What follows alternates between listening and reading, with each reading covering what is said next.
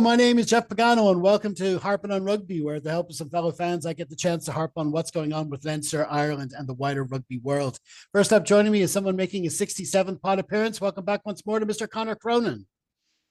67, yeah, they're racking up. Yep, 2/3 of the way to the century, and it's rare we have the same person on the Rap Pod who also did the preview on Friday. He made his 200th overall contribution to Harpin on Rugby, and tonight he earns podcast number 35. Hello once more to Mr. Kieran Duffy. Yeah, my second time this season doing the double weekend shift. I could have just left the jersey on all weekend, really, actually, and it would have been fine. I actually think Connor did it once this season as well. So we've got. Mine was last season. Was it last season? Yeah, okay. Yeah. They all blend into one. You know, my minutes aren't being managed correctly. So that's I think it. I need a central contact. That's it. We'll have to do an Andrew Porter thing and bring on a sub like after about 20 minutes in the pod, and we'll see what happens. Okay, listen, let's crack on with our feature match of the week, which was, of course, Leinster v Zebra in round 17 of the 24-25 BKT United Rugby Championship. It was played at the LEIvZEB Stadium on Saturday, May the 3rd. Now, we're trying out a new format on these pods. We used to go with the match timeline, but for the next while, we're going to try a more topic-based approach. Starting with this week, Connor would like to harp on Leinster's attack. Not a bad choice, the way the match ended up. Yeah, and look, this match, trying to watch it in isolation, if that makes sense, to not be tuned into anything that happened in any other previous weeks, to just look at this match for this match.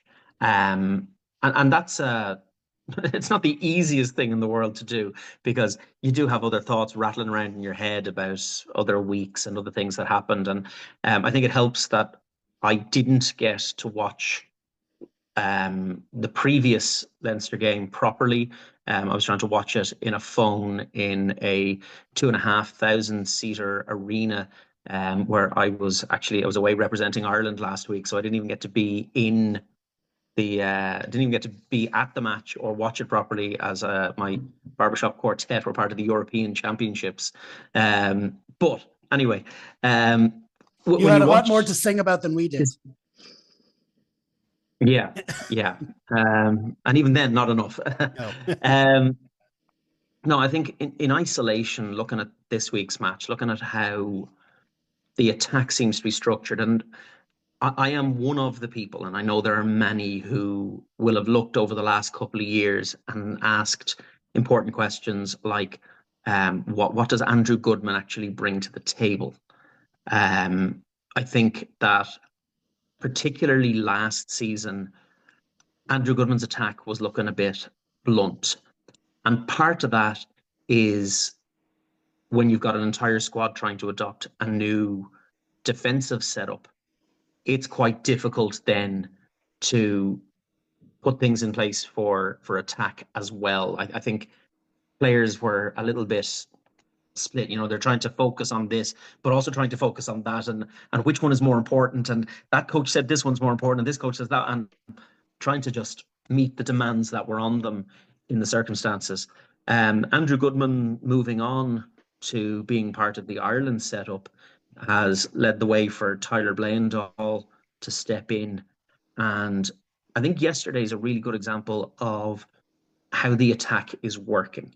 Now, there are going to be people who say things like, well, you know, you can only play what's in front of you. And is it really working, or is it just that match yesterday?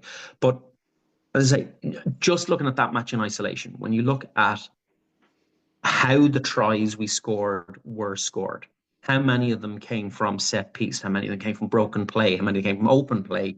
And it really gives you a sense that actually the attack is now reaching a point where it is, I think, really starting to work.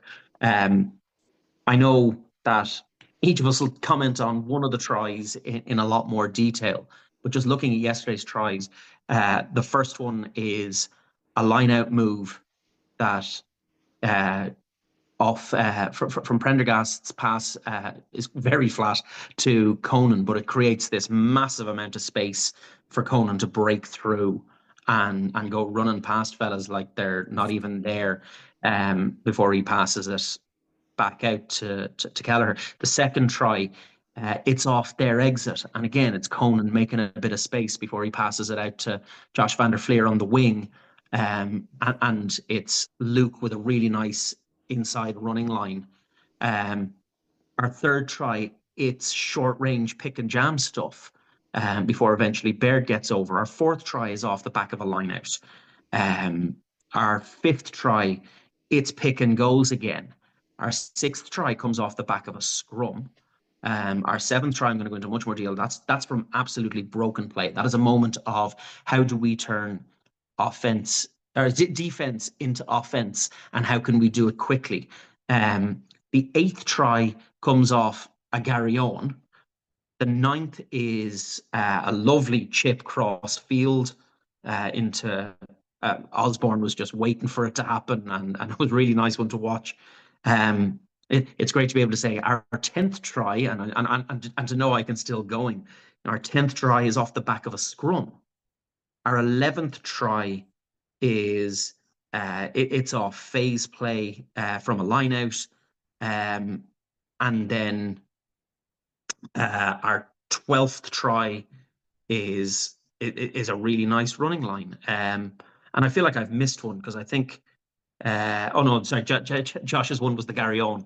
But when you look at the various ways in which tries were created yesterday, you know, where, okay, 3 of them are a line out, 2 of them are short range, and 1 of them's a scrum. Sorry, 2 of them are essentially off the back of a scrum. But then there's so much variety in what's going on.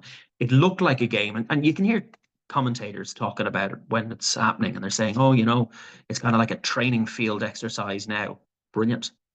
Because it's the right mindset for creating the shapes, because you know that fella who's coming running at you in a second, he's not going to hold back like your pal would in a training ground move.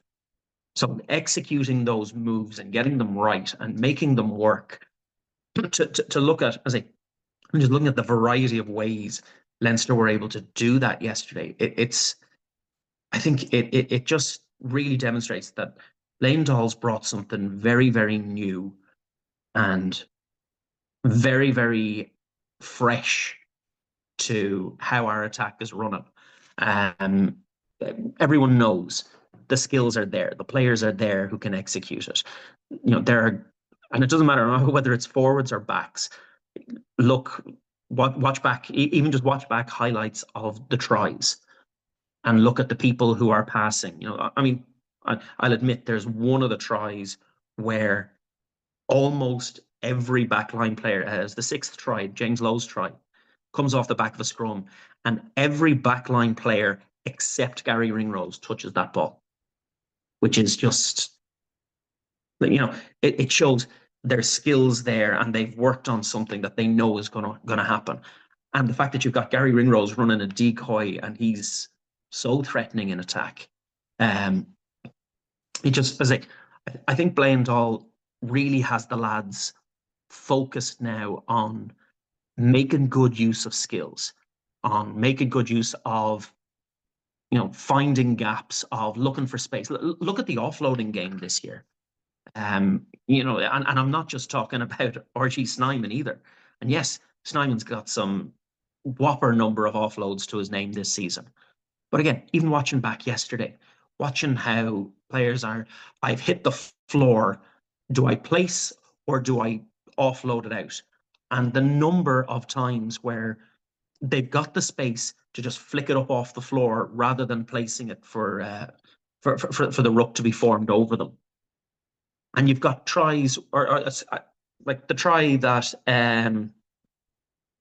oh, now I can't remember which try it was, but the ball just sort of bounces funny at Gibson Park, and he just flings it, knowing that Josh van der Fleer is outside him, and he's there, and he's going to make use of that break. And the confidence that's required, especially, you know, and again, I'm trying to take it in isolation, but when you consider everything that's happened in the previous week, the confidence then to go out and say, this is going to stick. It's going to happen. I know I'm going to pass it, and the man is going to be there. And it takes a huge amount of trust for that to work. Not just trust in the players around you, but also trust in the system, trust in the plan, trust in the attack patterns that you're creating. And I think, again, looking at this game in isolation, I think Luke McGrath has had a brilliant game yesterday. I think he's played really well. I think it really suits him to be playing into a 10 setup that is designed for quick decisions and good decisions. To be playing it that little bit flatter to the line. I in no way want to disrespect any player, especially not on the weekend of their Legends shirt. But it's a different way to play, playing with Ross Byrne or playing with Prendergast or playing with Frawley.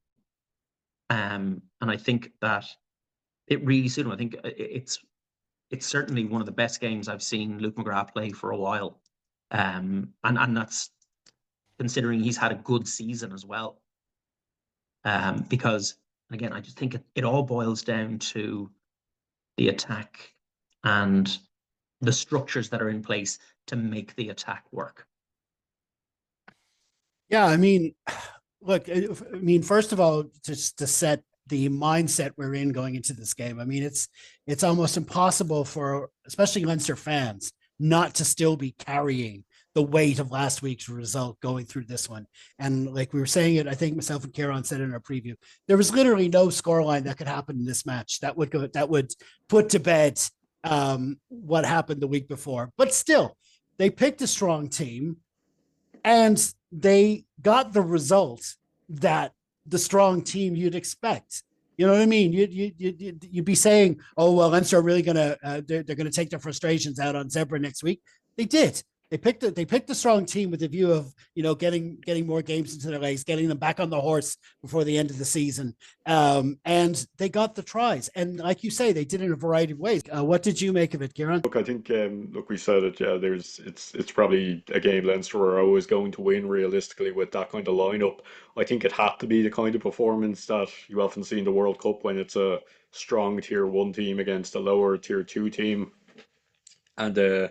But again, as Connor said, Zebra have gotten decent results this season. They've been a lot closer than 70 points to decent teams that they've beat Munster, Ulster, Edinburgh. They've kept in touch with a lot of teams. They frustrated Glasgow, I think it was last week, but or the week before. But they I think it was Leinster's job just put it up to them, just absolutely hammer whoever the next team was that we were playing.